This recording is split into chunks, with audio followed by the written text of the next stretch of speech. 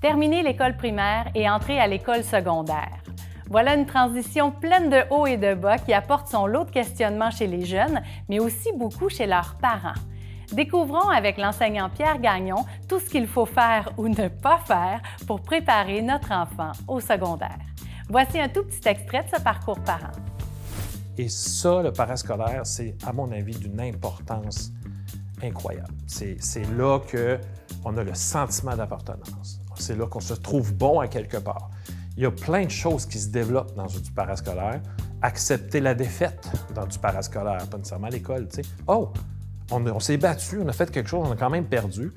Ça se peut aussi que, quand je travaille dans mes affaires, je travaille bien fort, je n'ai pas le résultat que j'ai besoin, tu sais. Et à un moment donné, cette gang-là se voit en dehors de l'école. Et là, ça devient ses amis. Là. Il y a une raison de plus pour aller à l'école.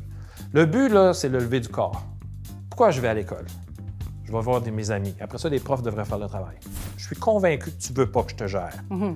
Agis en conséquence. Là, on peut arriver avec des attentes. Je m'attends à ce que tu n'oublies pas tes choses. Tu apportes tes choses le soir. S'il y a des affaires à faire signer, je signe. Donc, je m'attends à ça. Puis je ne m'attends pas à ce que tu te tiennes sur une main pendant 24 heures. Ce pas des attentes impossibles. Là. Mais il y a une limite. Regarde ton agenda avant de te coucher pour voir ce qu'il y a demain. Il y a un cadre, rentre dedans. OK, Mais à un moment donné, quand ça devient critique, bien là, il faut réorienter puis réajuster le cadre. Gilles Royer disait qu'un enfant, c'est comme une œuvre d'art. Soit encadré.